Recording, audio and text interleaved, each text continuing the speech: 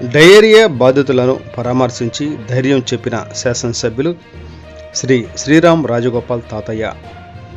ఎన్టీఆర్ జిల్లా జగ్గయ్యపేట నియోజకవర్గం జగ్గయ్యపేట చుట్టుప్రక్కల గ్రామాలలో కలుషిత నీరు తాగి కొంతమందికి డయేరియా సోకడం వలన వారిని జగ్గయ్యపేట పట్టణంలో ప్రభుత్వ ప్రైవేట్ హాస్పిటల్కు మరికొంతమందిని మెరుగైన వైద్యం కోసం విజయవాడకు తరలించడం జరిగింది.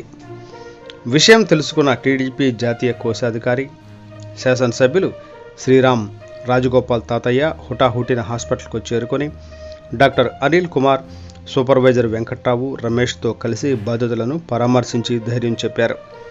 ఈ విషయం పైన శాసనసభ్యులు శ్రీరామ్ తాతయ్య డిఎంహెచ్ఓతో మాట్లాడి గ్రామంలోని వైద్య బృందాలను పంపించాలని, అదేవిధంగా డయేరియా బారిన పడిన వారికి మెరుగైన వైద్యం అందించాలని ఆదేశించడం జరిగింది. ఈ సందర్భంలో జగ్గయ్యపేట నుండి విజయవాడ ప్రభుత్వ ఆసుపత్రికి మెరుగైన వైద్యం కోసం వెళ్లిన వారికి డిఎంహెచ్ఓ, గవర్నమెంట్ సూపర్వైజర్ను ఏర్పాటు చేయడం జరిగింది.